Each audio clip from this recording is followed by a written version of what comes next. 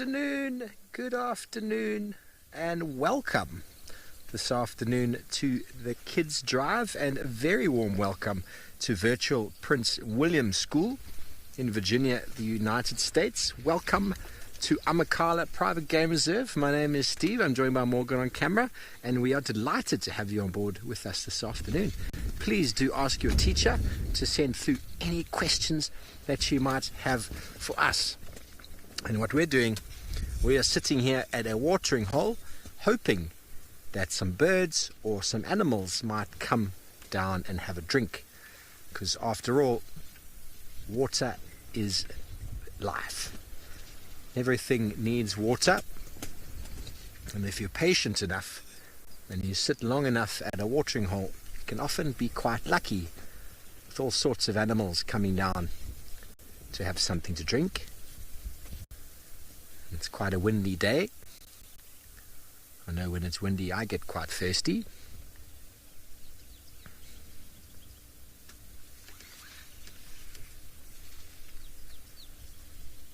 There's been a lot of rain where we are in the last couple of weeks. Morgan has seen a bird. Let's see if we can see it. Some birds like to hang around on the edges of these little watering holes in that long, dense vegetation, feeding on insects and anything that might be hiding there as well. It's a great breeding ground for insects. And a lot of our birds that we have will nest and breed along these edges. What is that? Oh, it looks like a somber green bull, but I'm not certain. It was too quick.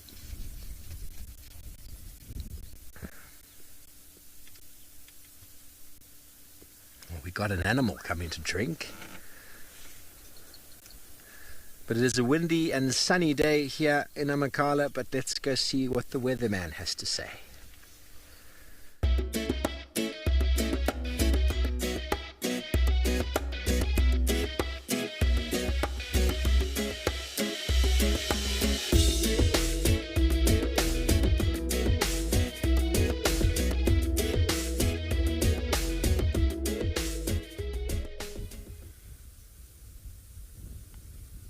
Hello and good afternoon, everybody. Warm welcome from Eco Training on a very, very hot day, and we are quite happy with what we found so far.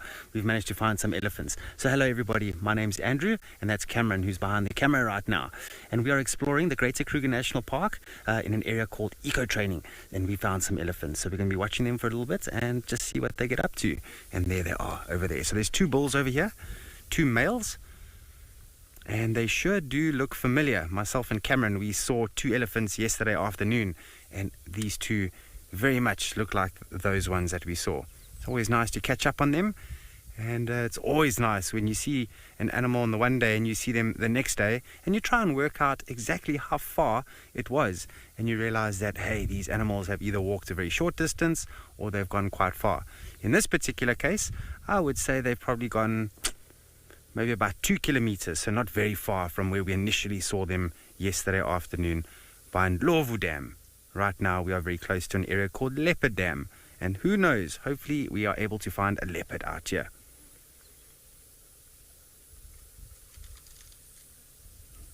Look at that. So I think I'm trying to work out if they've already drunk, because they are moving away from the water, or if they are still planning on drinking. If I was to take a bet, and I would say they're probably going to drink, or they've come from drinking.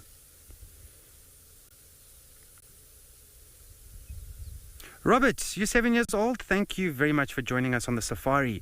Wow, it's a difficult one to answer that. There's quite a few, but some of the famous animals of the bush are things like the princes, the leopards, of course the king of the jungle, as we call lions.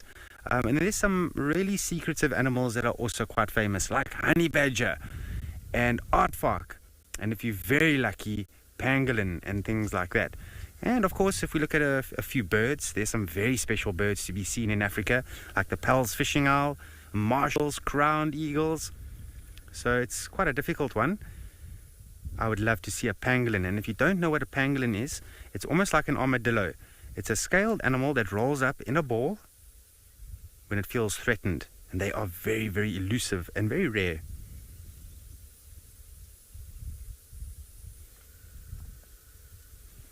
All right, good one.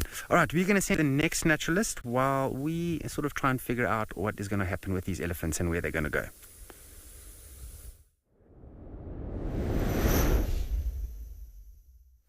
Well, good afternoon and welcome to the Kiddies Drive on WildEarth, coming to you live from Djuma Private Game Reserve. It's me, Game Ranger Gabe, and behind the camera we've got the man with the big arm muscles, Muscle Man and Paul. Show them you there, put it there, perfect. So guys, we have been on a mission for you this afternoon. We've been looking for some nice fresh dung. The dung we have here smells and looks like elephant dung. We know it is elephant dung because of the big pieces of sticks in it. But if you look closely, this dung looks like it is breathing. Ooh, spooky stuff heading into Halloween. It is very, very, very cool. And I am going to move this one just because it does not look like it's being used. I'll put it on top for you guys so you can also see it. It is still nice and wet, so I will have to wash my hands on him Paul's t-shirt. This is a dung ball, and these little things walking here and pushing up over here and making this whole dung pad look like it's breathing are called dung beetles. Now, they are found all over the world, and there are about 7,000 different types of dung beetles. In South Africa alone, in this area we call it Southern Africa, we've got about 780 species of dung beetle around us. It's very cool. They are busy making their ball in here as well. There's a big one over here, and I can see another big one starting over here. Look at that. That is absolutely marvelous. Now, these guys play a very, very, very important role. They've got a very, very important job. And without them, we would be in a world of trouble. So number one, and my favorite benefit of having dung beetles, is they control parasites. So if you look around this dung, and I don't know if you can zoom in over here by the sticky stick. You see this over here? We call this a fly. Now, flies are very annoying. They sit on your eyes, they sit on your lips, and they sit on your food after sitting on dung. So by having dung beetles, these guys control the fly population, the number of flies in an area, because these flies will lay their eggs inside this dung, and the dung beetle will take the dung and put it underground, meaning those fly eggs cannot hatch and become fully grown flies, which is very important for me, because I'm not the biggest fan of flies. Now, in a dung pile like this, so in elephant dung, it is not uncommon to find up to 16,000 dung beetles. That is so many, and that is why we do not drive over dung. It is very important that we try and avoid this, because as you can see, these would have been big balls of elephant poo that have now been broken up and broken down into this. One dung beetle, or one male dung beetle should I say, can bury up to 1 metric ton of dung per 10 hectares per year. Now, how do I show you 1 metric ton? Well, Wendy, that we are driving on right now, this whole car is about just under 2 tons. So half of Wendy, just in dung alone, the dung beetles will bury. That is insane. And what's even more insane is because this dung is wet, it's plant matter that is still wet, and they are moving. Sometimes the dung ball itself, like this over here, can be as much as 80 times heavier than the dung beetle.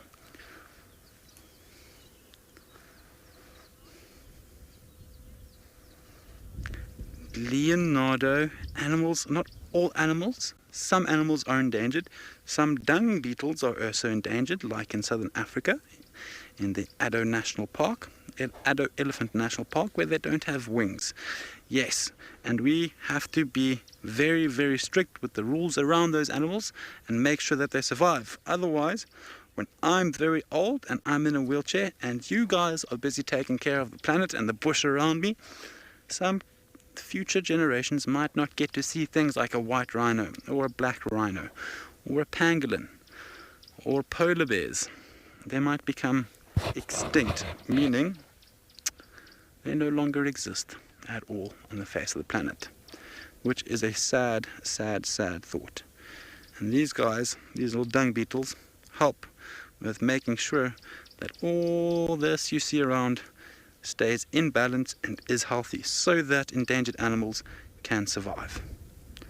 Amazing, amazing work. Very spooky. Looks like it's breathing all over here. Well, it smells absolutely scrumptious here. I wish I could send you a bottle of it so you could smell it. Can you smell it then, Paul?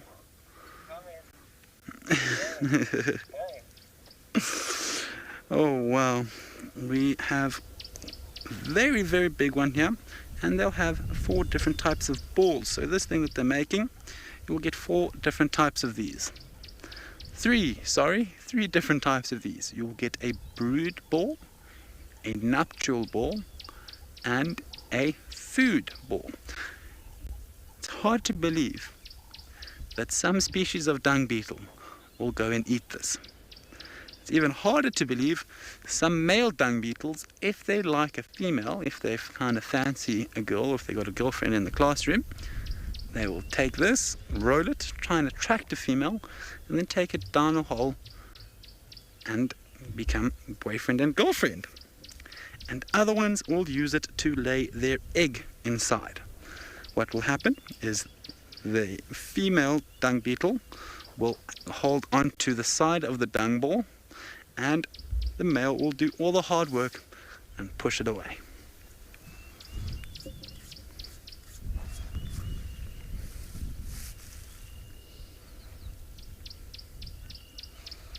So we were talking about the dung beetle taking the dung ball and moving it away.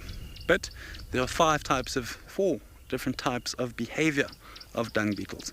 The same as children. You can get a good child, a bad child, a naughty child, and a clever child. The clever child in this case would be an endocoprid dung beetle. Endo meaning inside. So we will call this big pad over here a dung pad. The clever dung beetle will make his ball like these ones have done and go straight underneath it. Okay? The bad ones are called the kleptocoprid dung beetles. That type of behavior means once a dung beetle has made his little ball and he's moving it away, another dung beetle will come try and steal it from him and try and impress his girlfriend with that ball, which is very bad. We don't like to steal. This smells lovely. Number 3 would be your paracoprid.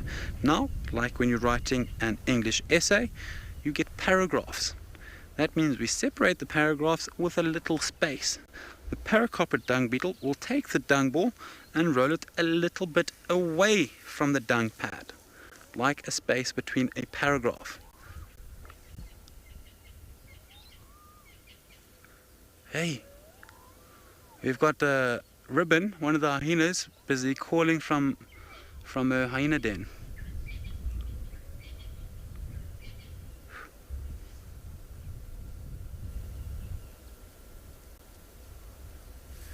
That is a sign. Okay, so, and then we've got the telecoprid dung beetle, who will teleport the ball very far away. Those are the 4. Oh, they were having a bit of a fight. Very well done, my man. You have defended your ball successfully. You are the victor here. Very, very cool. Very important. Well, guys, I hope you've learned something about something I love, which is a dung beetle. Not so much the dung. It does smell funny, but my favorite little insects.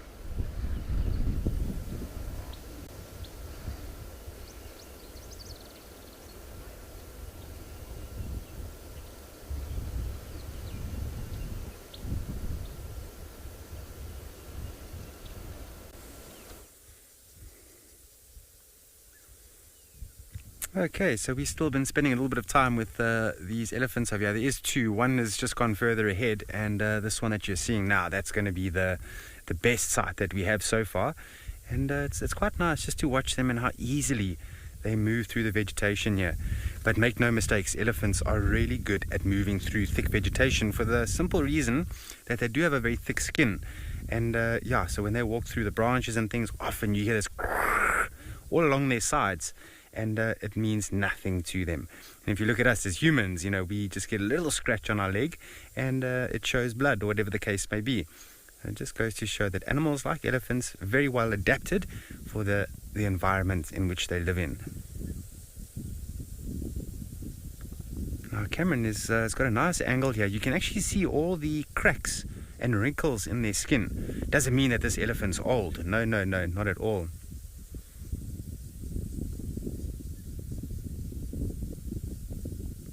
Query.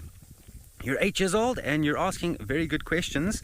I think most of the communication is species specific, so I don't want to confuse you with that word, but elephants will communicate with elephants, lions will communicate with lions, but sometimes with certain animals it goes beyond that.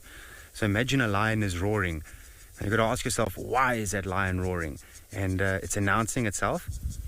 And it announces its territory not only for other lions but other competitors or competition within the male lion's territory, and that's just an example. So leopards are going to hear that, and then the things like hyenas and things will also hear it. Elephants, on the other hand, they communicate amongst themselves, and they have a very low frequency when they communicate. These elephants are probably communicating as we speak, we just can't hear it. Sometimes you can hear it, and the sound, it sounds very much like your stomach when you're hungry. Your stomach starts to make noises, this grumbling sounds. That is elephants communicating. And for a long time, people believed that the elephant stomach is making the sounds and therefore the animal is hungry. And that got ruled out through research and watching elephants. And it was noticed that elephants are communicating through low rumbles at a very low frequency that most of the time you can't even hear, which is quite interesting. But thank you very much for that question. All right. Cameron, what shall we do here? Reposition. You just reposition. All right. So we're just going to start up the vehicle and we're going to see if we can't have another look at this elephant. Now you get to see me drive the vehicle. All right, Cameron, you shout when you see a good angle. Okay, we'll do so. So Cameron says we should try and aim for the one that's in the front. So we're going to go past this elephant bull here that you've been looking at, and we're going to go a little bit ahead here. As you can see, it's very, very hot today. Wow. Now I've actually been wearing two hats. I take it off when I do my segments with you. Here's that second hat. And I often think to myself, if you're worried about the sun baking down your skin, don't go out with one hat, go out with two hats. And that's exactly what I've done, just to protect those ears. Wow, Cameron, this is going to be a good sight here. This elephant is just in the road here. We're going to go through this dip, get onto the top, and we're going to see what is happening here. All right, Cameron, stop around about here, yeah? Okay, there we go.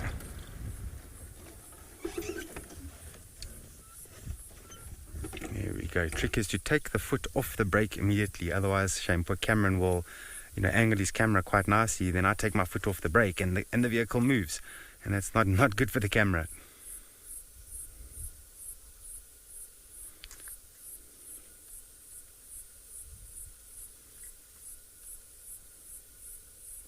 This one is eating quite a bit at the moment.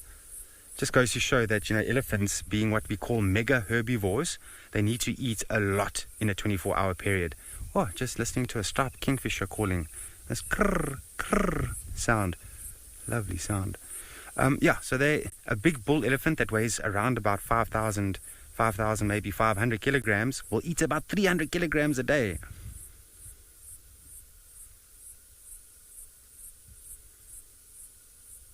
Quad, you're age 6 and you're asking me a really cool question. I know that chimps have been to space. I'm not 100% sure if other animals, especially from Africa, have gone to space, but that's a very good question. I think if an elephant went to space, it's going to need to be a very big spaceship to get that elephant on board. But yeah, I don't know what that chimpanzee's name was that went to space. It was interesting because they built a suit or a space suit for this chimp, and it had everything like the humans had. So all the oxygen and the protective polarized shields on the helmet and things like that.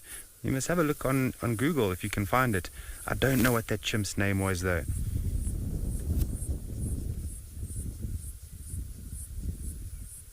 So we spoke a little bit earlier about the wrinkles in the body of the elephant. It doesn't mean that this animal's old.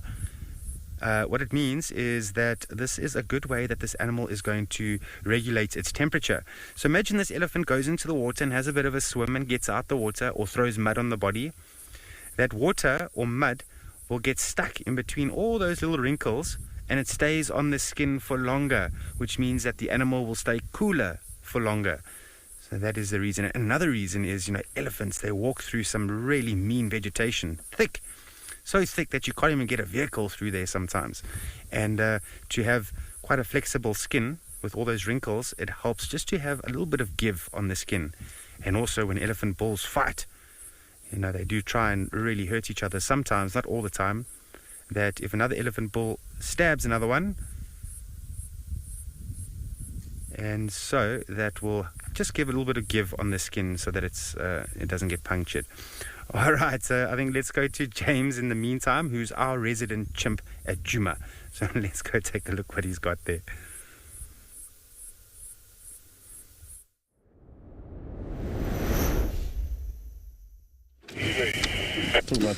Well, I don't think that's very funny at all.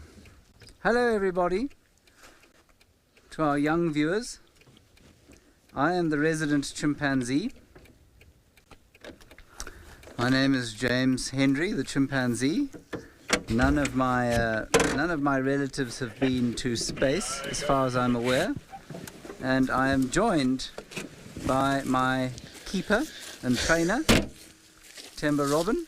Well, hello there. I hope you guys are having a lovely day. And we are going to try and show you something cool out here in the middle of nowhere. Yes. The chimpanzee, James, and his keeper, Temba, will now show you how to make eye drops. Now, out here, in the bush, there are no pharmacies or chemists, right? And that means that if you have a problem with your stomach, or with your eyes, or with perhaps an earache or a toothache or something like that, you need to find a solution to the problem.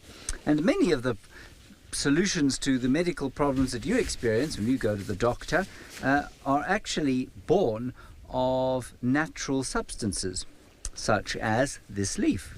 Do you know what this leaf is? I do not. I was hoping you were going to tell me. Can you tell me what shape the leaf is? It is in a roundish shape. Correct, round. Yes, it is. A round leafed teak. Teak. Yes, a round leaf teak. Now, if you take the round leaf teak and you crush it up,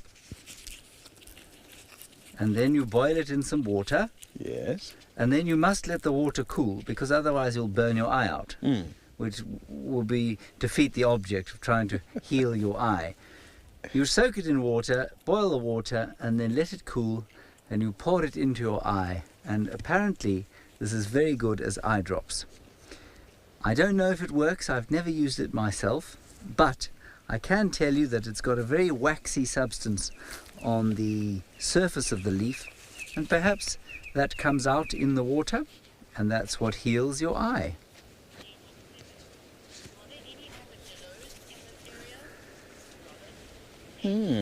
Hello, Robert. You're 7 years old and you're wondering about armadillos in this area. Roberto, there are no armadillos in this area. We are in the wrong part of the world. Indeed, we are on the wrong side of the Atlantic Ocean for there to be armadillos here. We do get something similar called a pangolin, which looks a bit like an artichoke that moves and eats ants. And it's covered in scales, but we don't get armadillos here. They are only found in the Americas. They are not found this side of the Atlantic Ocean. Nice question. Thank you for that, Roberto. Okay, let us continue. We have been driving from waterhole to waterhole to waterhole, trying to find thirsty animals on a hot day like today. and it hasn't proved entirely successful.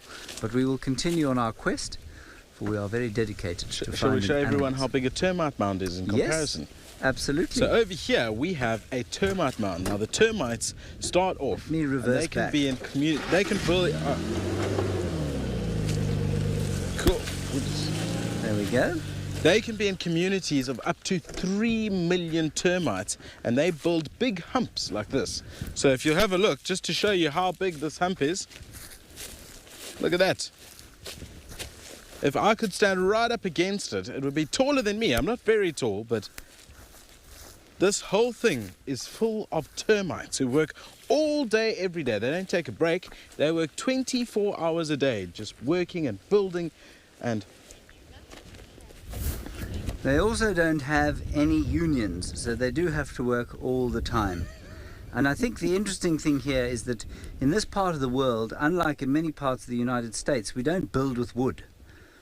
So we don't have an issue in our houses with termites. Lucky for us. And Lucky one for us. last parting fact about that is that termites and ants, similarly, well, they look similar, but they're also not very good friends. So sometimes if you find an ant colony nearby, the termites and the ants will fight. So it's tough to be a termite, tough to be an ant. Tough to be a chimpanzee as well. Tough to be a chimpanzee in space.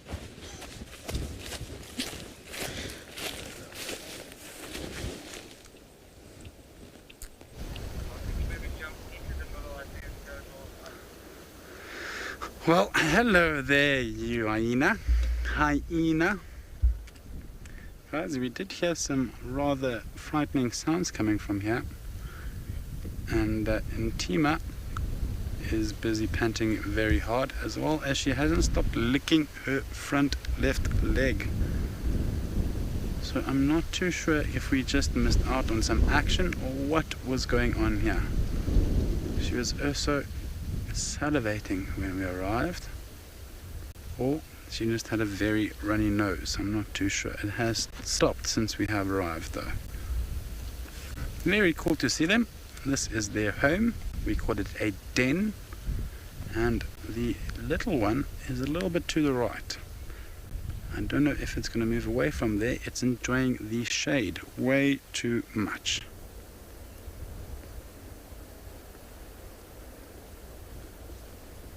Oof. Mom is now very, very sleepy and tired.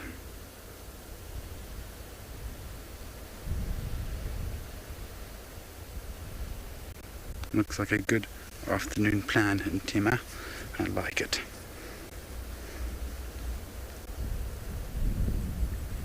You can see there, maybe if you can zoom in on her mouth, you can see those teeth are made, obviously made for cutting and crunching bone. That is what they primarily feed on when they are by themselves. They will go for the leftovers of lions. That's what they like to eat. If there are enough hyena, however, they will try and hunt. Very, very cool. Let me know if you have seen a hyena before.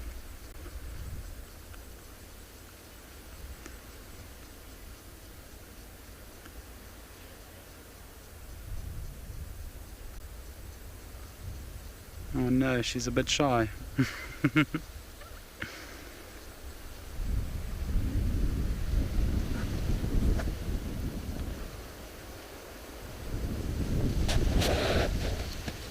Station go again.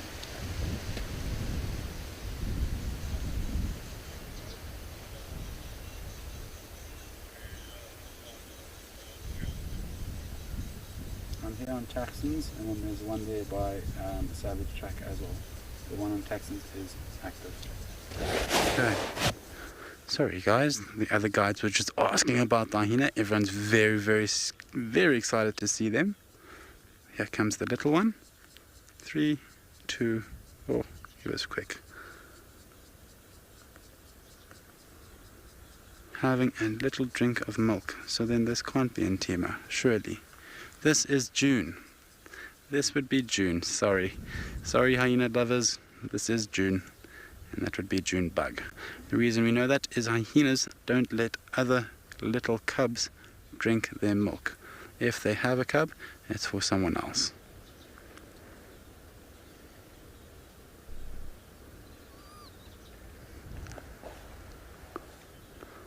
Very, very cool.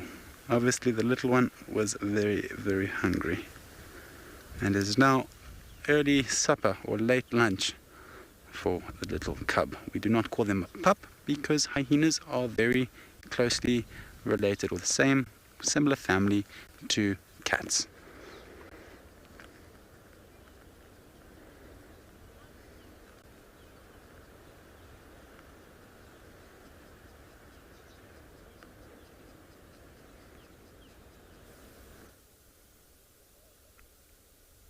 Oh, how cool is this? We've now come across some zebras. So this road we're on is proving to be a very good road to take. And we've come across elephants, we've come across some zebra, and it's nice to watch them. So let's give that a go.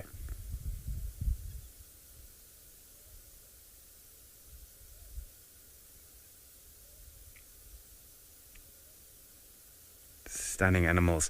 Now, when we talk about zebra, that is the general name for them. So this particular species is called a plain zebra. A very successful species as you find them throughout South Africa. But now, if you go to Amakhala with Steve, out there they have got a species called a Cape Mountain zebra, which is very different. If you had to put the two different species together, you'll notice a lot of differences. And just from here we can tell this is definitely plain zebra just by the positioning of the stripes. You can see how they sort of at the angles on the sides, left and right, and then they come in straight down towards the middle of the body. Then those stripes go all the way down the belly, and the other stripe on the other side goes all the way down the belly, and then they connect. And we call that a reticulation. I know it's a little bit of a tricky term, that. But now with the Cape Mountain zebra, that doesn't happen. There's no reticulation of stripes, which means that the stripes will stop halfway and they'll have a white belly.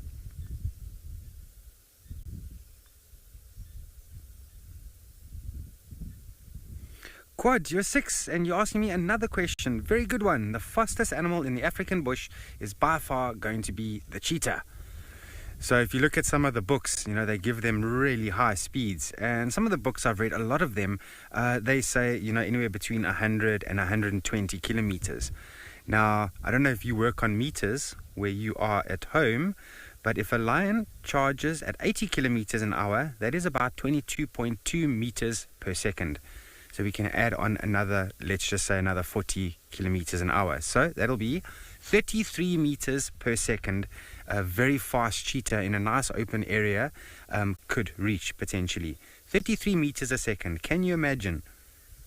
So definitely cheetah being the fastest. Now the slowest animal in the African bush, I would say, is probably going to be a human being, but natural animal, maybe a tortoise or something like that, mammal wise. Well, hang on. Tortoise is not a mammal. It's more reptilian. Let's think about the slowest mammal that there is. What would you say, Cameron? Slowest mammal out there in the bush? Wow, that's going to have to be a think there, hey? The sloth. Oh, that's not South Africa. No, sloths are not in South Africa. Wow, that's actually, we've got our mind going there. The slowest mammal in the African bushveld? Yeah, that's got my mind going. I'm going to have to give that some thought. So Amakhala has managed to find some cats this afternoon, so let's head off to Steve and Morgan.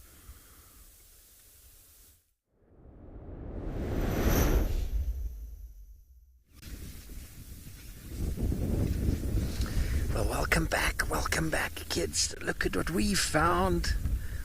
We found some 1-year-old lions. There's 4 of them. You can only see one at the moment.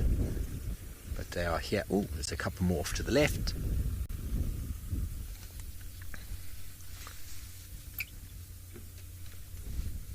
The little youngsters.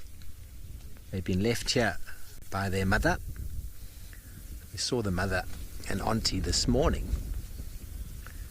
Not very far from here, but not very close either. It's very common for them to do this, to leave their cubs and go off in search of food.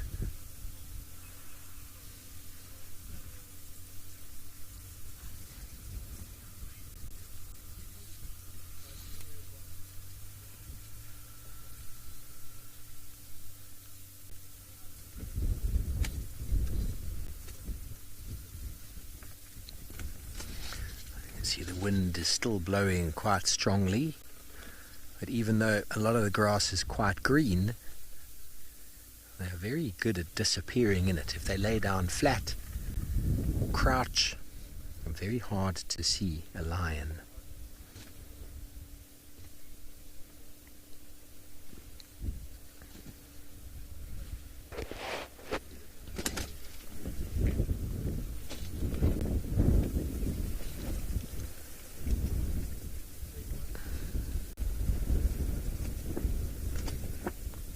Now the reason the camera is shaking is because the wind is blowing our car. There's really not much we can do about that.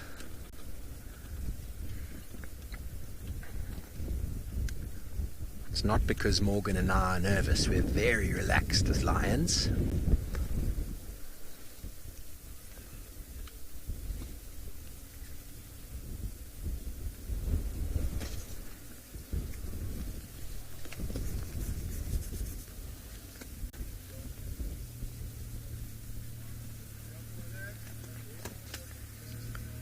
Hello, Quad H6.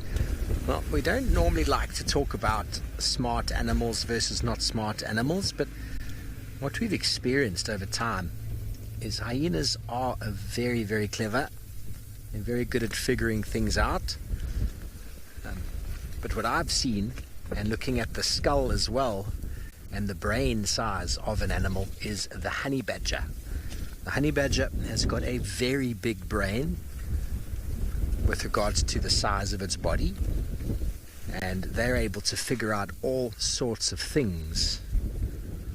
It can actually become a problem. They're so good at figuring things out, especially when it comes to trying to get into your house or your kitchen.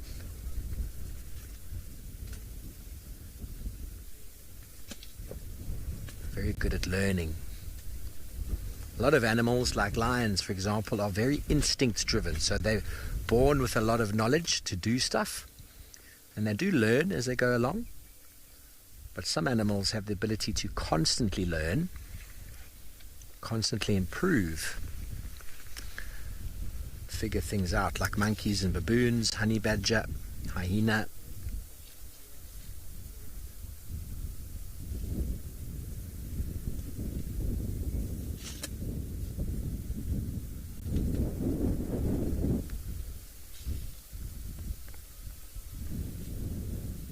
Looking off in the direction that the adults went, waiting for them to come wandering back. And they know they've got to stay here.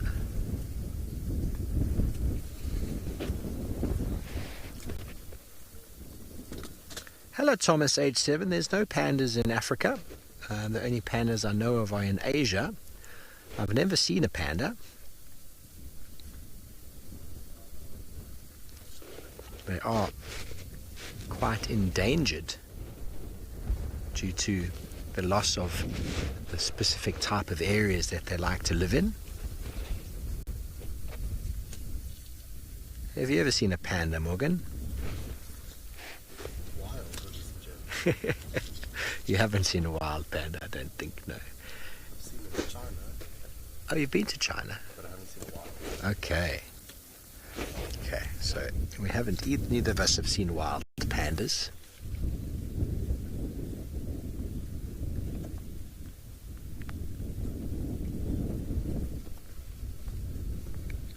We don't have anything quite like a panda in Africa that I can think of.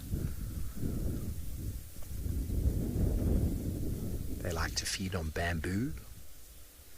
We don't have any naturally growing bamboo in Africa. To feed on the nice juicy growing tips of bamboo, as far as I'm aware. I wonder what these lions would make of a panda if they saw one. Actually be quite funny.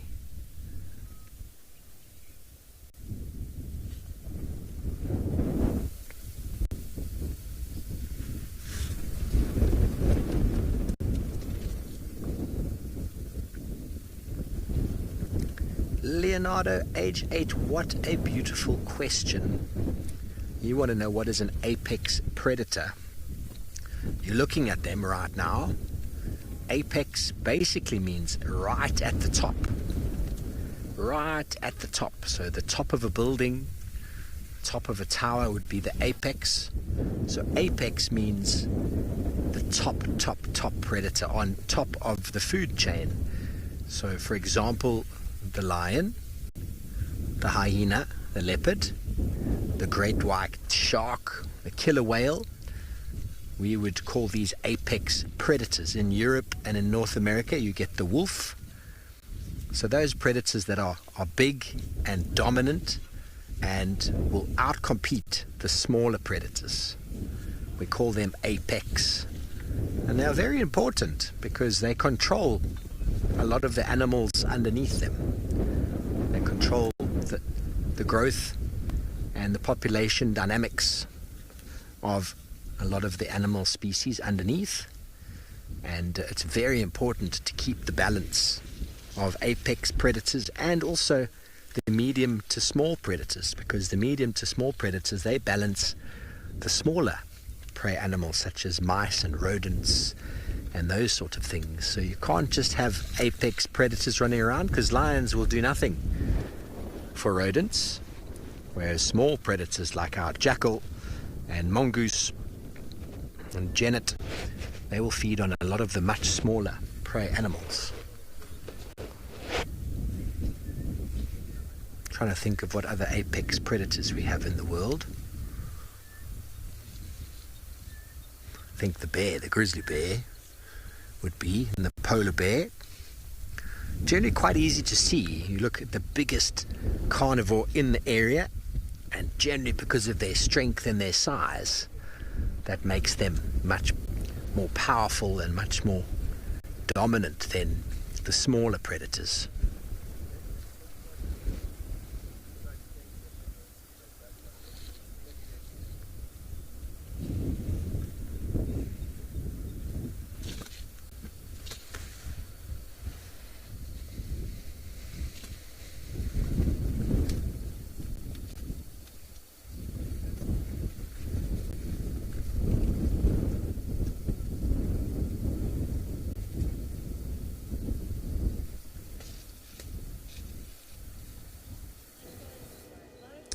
Hello again. Now you'll see that I am having a very pleasant relax here in the grass.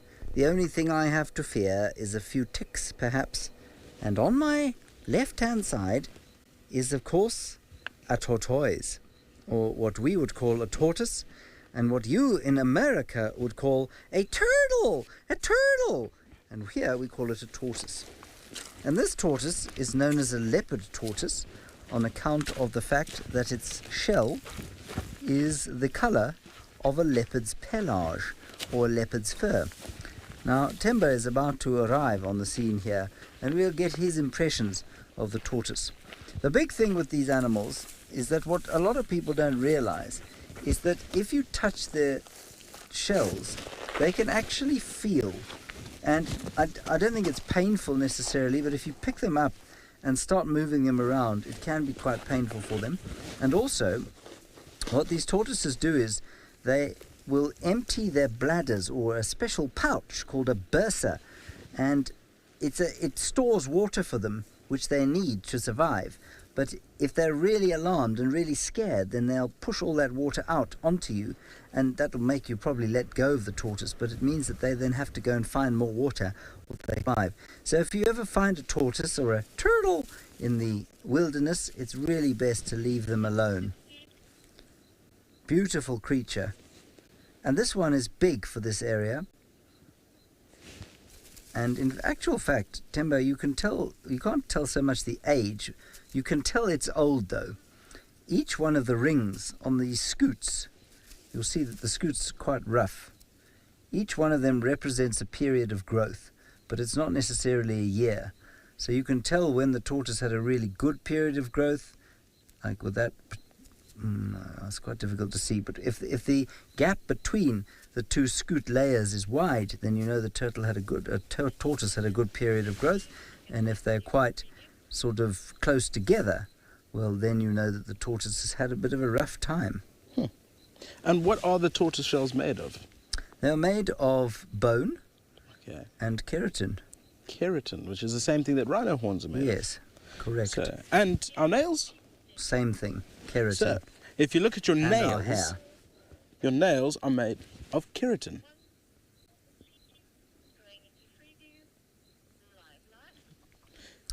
So there we have it. If you look at your nails are made of keratin, and that's the very same stuff that rhino horns are made of, and this little guy's house. To a certain extent, yes.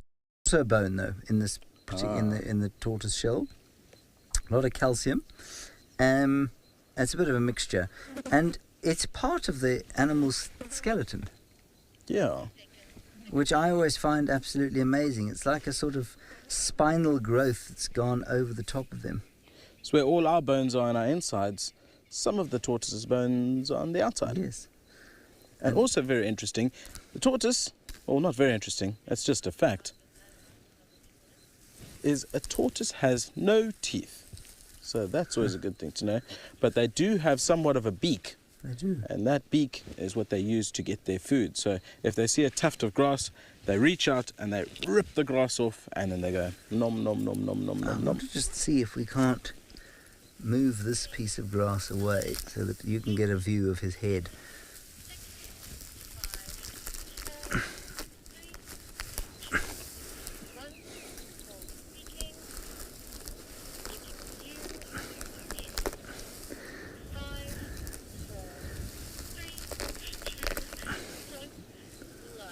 Right, now I'm just moving this piece of grass so that we can get a nice view of this tortoise without touching him. So for those of you guys just coming back, we have a leopard tortoise over here for us. He's obviously hiding because we've disrupted him a little bit on his way down his garden path today. And maybe we'll hop up just now and let you see him dash off into the bushes. He's got quite used to us now. Now he's going to put his head out.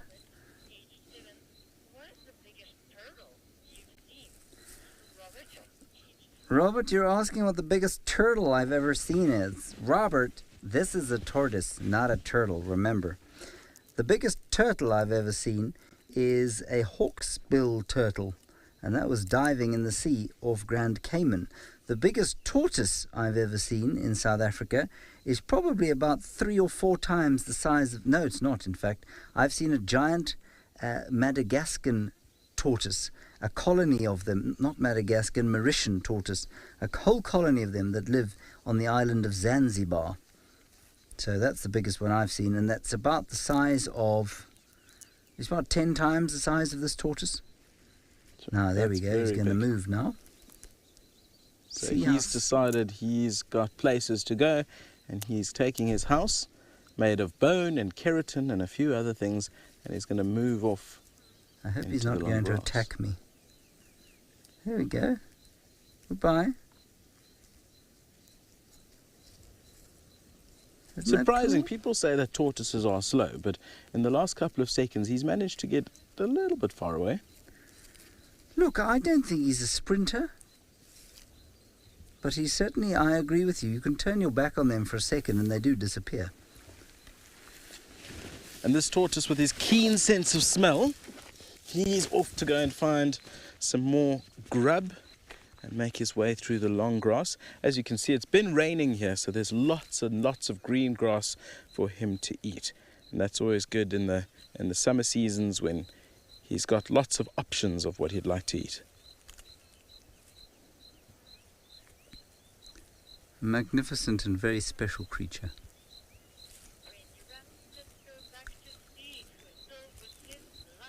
Right, now the great Wolf down in the Eastern Cape has managed to find some lions, which you've seen already. Let's go back and find out if they've got up and started to do anything.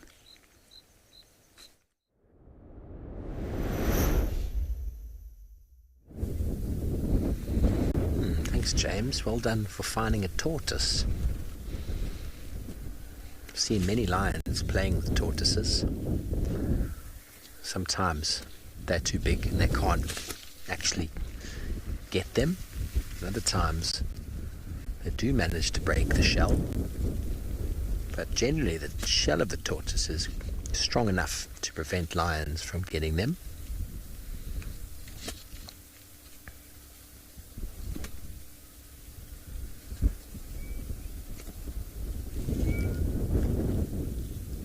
very lazy youngsters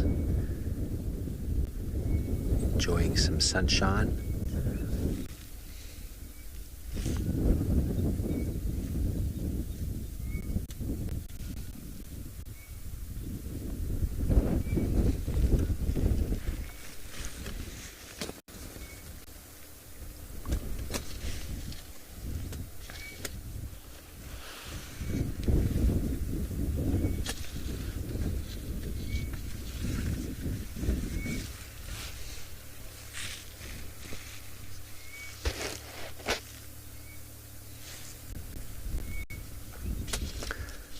Hello, Leonardo, age 8.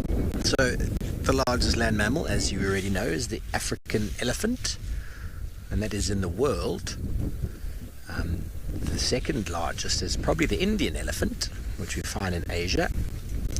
Then here in South Africa, we get the white rhinoceros, which comes in at about 2,500 to 3,000 kilograms, maybe 3,500 kilograms. And then after that would probably be the hippopotamus, followed closely by the black rhino and the giraffe. Very close in weight, giraffe and black rhino. Very similar in weight anyway, a big male giraffe and a black rhino male.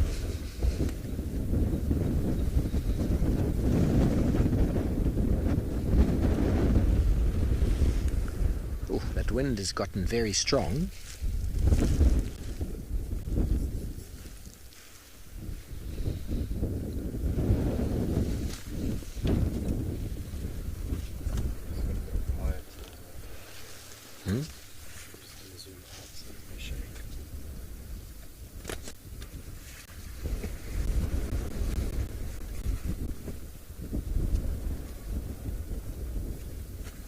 The lion, obviously being the apex predator in Africa, is also the largest land predator, carnivore, because they eat meat.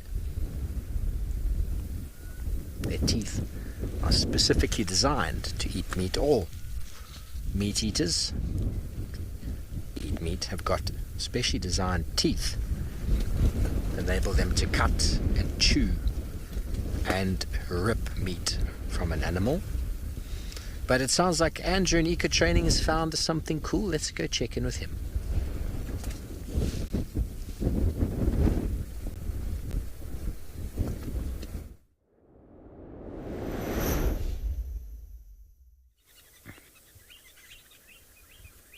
Thank you, James. And indeed, we found something very cool here in Eco Training.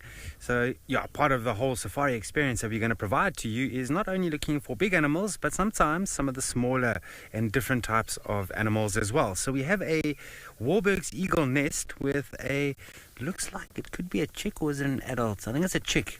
Yeah, it's definitely a chick, because I'm looking at the size of the nest with my own eyes. It's quite a small nest, and this bird is tucked in there quite nicely. So yeah, we've got a Warburg's eagle nest here with a chick on the outside there, growing very quickly. I saw this the adults on this nest and building the nest about 3 weeks ago. So well, a bit more, about a month ago. And so obviously a lot of work is being done, and they've laid the eggs, and would have been 2 eggs usually. And then what happens is when both the eggs do hatch, the stronger chick actually kills the weaker chick. So this is invariably the stronger chick that you're seeing.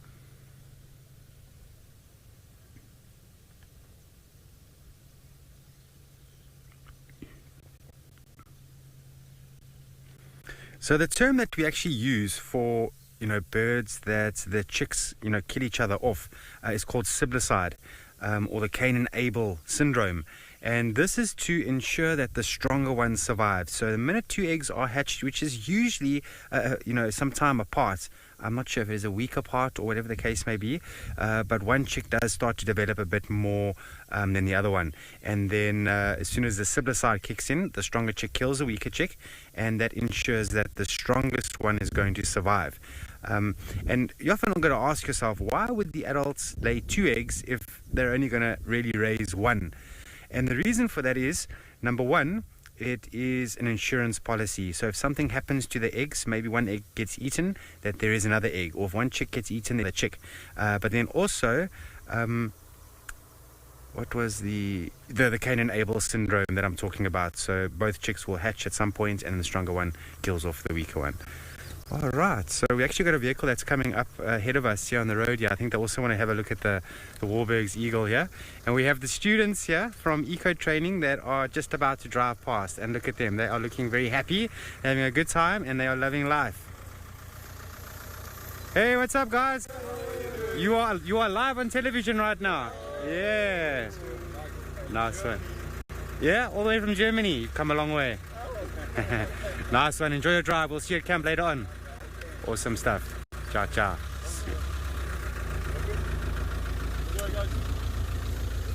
All right. So that's Eco Training. That's the students. And they are on their mock assessment drive now. So one of the students will drive the vehicle with the instructor on the vehicle as well. Hey there, Anton. And so, yeah, just to have a practice for when they actually do their live assessment, their real assessments with an assessor, and they need to really impress an assessor when they do that. So these are the mock assessments, just getting them ready for that. Practice makes perfect. Don't forget, if you want to do something in life, practice it. You'll get very good, and you'll be one of the best, I'm sure.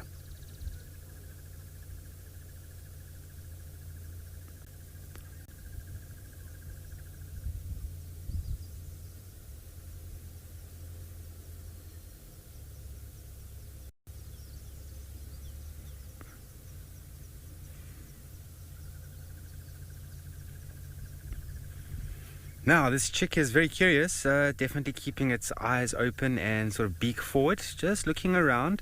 It's going to need to try and look up for some of the competitors, like, crows, if they do come out. I haven't seen crows in a long time, but other raptors, they may sometimes harass young raptor chicks that are still growing up in the nest.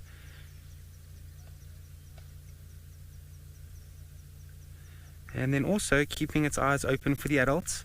As soon as the adult arrives with a little bit of food, it's going to open that beak, beg for that food, and then guzzle it down. Look at that. So the adults are going to feed this chick anything, really. So a lot of it is going to be lizards and sometimes mice and, birds and so on and so on. And the adults will actually rip it up most times at this age, I'm sure. But as this chick starts to grow, I'm not sure if it's going to be like the secretary bird that we observed out in Amakala, where the adults leave whole meals down on the base of the nest for the chicks to, rip up themselves. But yeah, we are wrapping up now. It's sort of the end of the kids drive. I hope you all had a good time with us, and we look forward to tomorrow's one. So see you soon.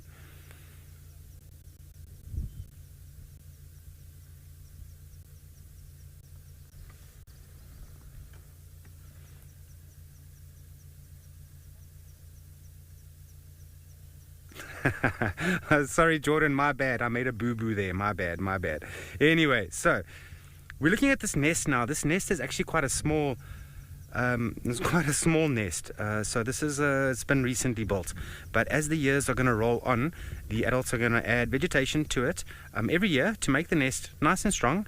And therefore, with time, it's going to become quite large in size. So this, we can presume, most definitely is going to be a newish nest. I'm not sure how many years old, maybe a couple of years old already.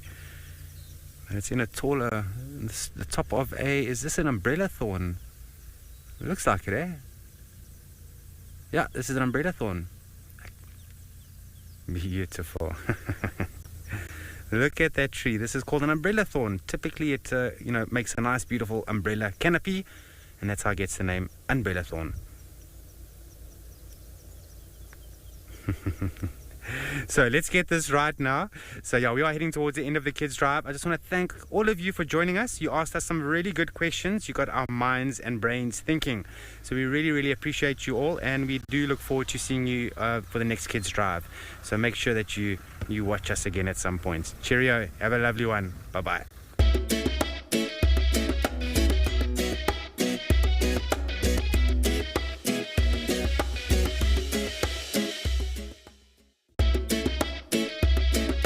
Way up to the den site with Intima and Ina and found June there, but what drew us there was some really weird calls coming from that den site. And when we arrived, June was licking her front paw.